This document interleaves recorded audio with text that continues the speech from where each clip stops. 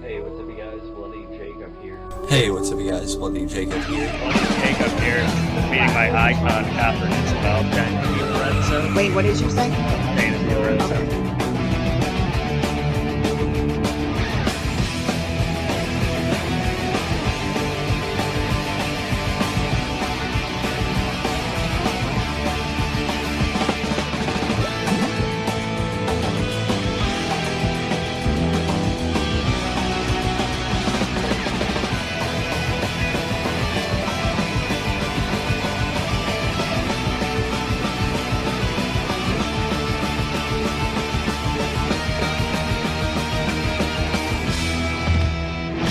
Have a good one.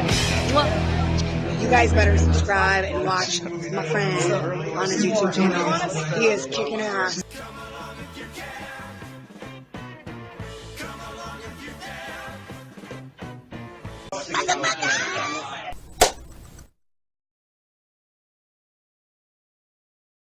Hey, what's up, you guys? Bloody Jacob here to bring you my review of this week's episode of The Walking Dead on AMC, which is episode 6 of season 9, called Who Are You Now?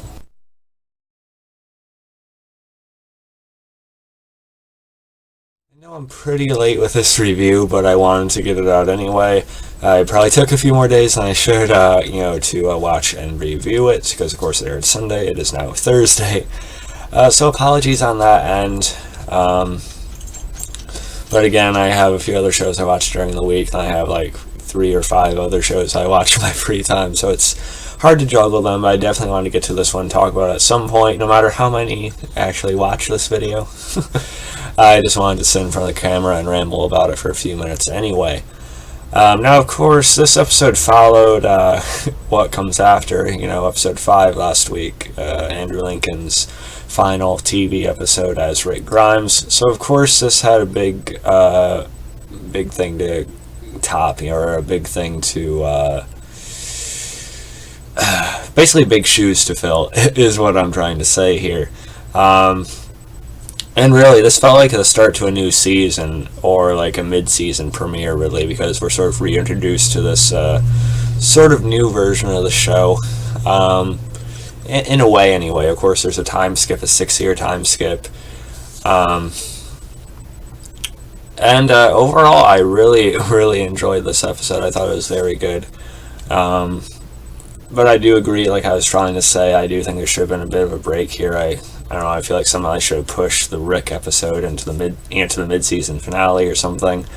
But at the same time, they got him to do the amount of episodes they could. So it made sense. It still makes for a sort of faster pacing than some people are used to, I guess, with a transition for the show.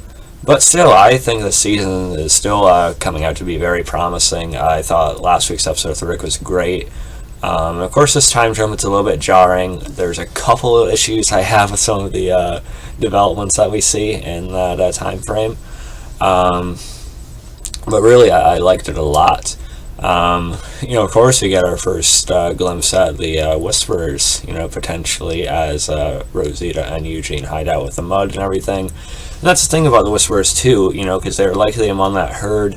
They have to sort of keep their movements. They have to keep with them. They can't diverge too much and sort of like go off and jog over there to look over there all of a sudden, because then they'll attract attention to themselves. So if they have suspicions, maybe they sort of still have to keep going.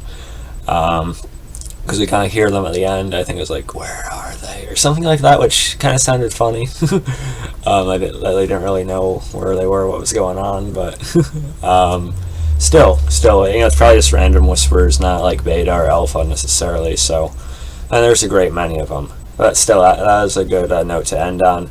And I like, Christian Serratos as Rosita, of course. I've liked her ever since Ned's Declassified School Survival Guide. And I still feel like there's something to come with her and Eugene. But that's one of the issues I had with the episode, Rosita and Father Gabriel. I don't know, it just sort of seems a little out of left field. I know Rosita went to Father Gabriel for, to console her before, but for them just to have a relationship, I don't know, it feels a little bit tacked on. It it feels like they used the big 6-year time jump to just sort of explain anything they wanted, so they didn't have to go into it that much. I don't know. I was just praising the episode at the beginning, but that is one issue I have with it. Hopefully there's not any sort of just startling developments that are out of nowhere because of it. But it's not a major deal, I guess. And they still kind of dance around Eugene and Rosita anyway.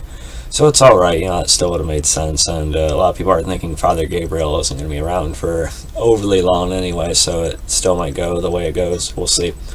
And some people also pointed out when Rick was walking among all those bodies in last week's episode, and that vision he had, or the hallucination, dream type thing when he was going in and out of consciousness, apparently Rosita and Eugene were among those bodies, obviously, and they were actually holding hands, so I don't know if that's an indication or what, but yeah, besides that, I again really like the episode. Of course, Michonne, she sort of feels like our forefront character now, which I think really makes sense and it fits. Maggie is gone now too, but she could likely return in season 10. And of course, Denai Guerrera, she looks great as Michonne, taking on that different sort of hairstyle with her dreadlocks and everything. And she's become essentially the leader of Alexandria and sort of like an overarching leader for their communities, which I think is great. I think it's great for Michonne to have taken that on, and of course, for Rick and everything. They have this council in Alexandria, but obviously Michonne's word and sort of decision is kind of the most affecting of them. So really, she is kind of the leader at this point, whether she had wanted it or not. We see that she's a little more cold, a little bit more sort of on edge, untrusting. We see her talking to herself, kind of to Rick in her head, saying, they're supposed to build and, let people in and stuff like that. But, she's kind of playing like Mama Bear, as well, with protecting, Judith and everything, and just everyone she still has that she cares about to some extent anyway. But it doesn't seem like she's quite over the edge yet. She's not like too far gone, governor style or anything. But she's definitely a little bit more hollow, and understandably so. And we see that apparently Rick and her did manage to have a baby. Michonne had gotten pregnant before he left. Some people think it's a hallucination, but with Magna seeing her with him at the end in the house, I don't think it's going to be. It's good. I think that makes sense. And now we don't have to worry about Michonne being pregnant either because of the time skip, so she can still get in on the action. And I like the Michonne and Magna dynamic in this episode. I like the actress they chose for Magna. For some reason, I don't have her name in my head right now, but she is also on The 100 a little bit, in seasons 3 and 4 of that show, as Luna, if you guys have seen that. So I think she is a good fit for this role. She's sort of like this black sheep. We see her, prison tattoo.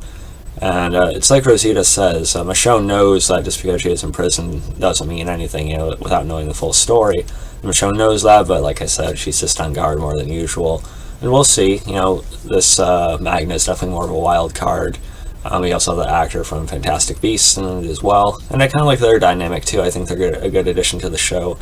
And of course, at the end, with sort of Judith's word and everything, Michonne does let them become a part of the community, but stay at the hilltop. And with likely Jesus, giving them a place to stay.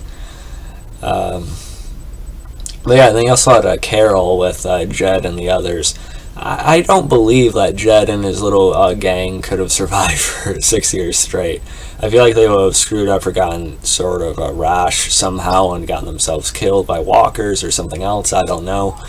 But they're still alive apparently, but they end up taking... and I think it was a ring that Ezekiel had given to Carol or something, and she ends up burning them alive at night after Henry reminding her, how he had seen her when he was younger and stuff like that. And so yeah, that's definitely a Carol moment for people. She has longer hair now, obviously inspired by the whole Jamie Lee Curtis Halloween look. I think it's got to be. I'd see that, that looks cool, Carol could totally rock that, so let's do it. Which I think is fine, it works for the character. And then the actress playing young Judith, I think she's doing a decent job. She's definitely playing more of a factor into the story than I thought she would be in season 9, but again, I didn't initially know there's going to be this massive time jump. She also played a young Rey, and I think it was The Force Awakens or something as well, with Star Wars. So she's building quite the pedigree for herself. But yeah, they also have Daryl living on his own, you know, sort of a recluse after what happened to Rick and everything, you know, sort of like the Wolverine, sort of going back to the nature of the character, which I think is fine. But yeah, this is sort of like a reintroduction episode, and I really liked it, but again, because of that, it felt like more of like a premiere and not necessarily just another episode. But again, the pacing is sort of forced to be a little bit different this season. I still think it's working fairly well. So overall, I'm giving this episode between like a 9.2 out of 10. Just some really great acting from Denai Guerrero especially, but also Magna. And yeah, I think they have a lot to work with here, so I'm definitely willing to see where it's going to go.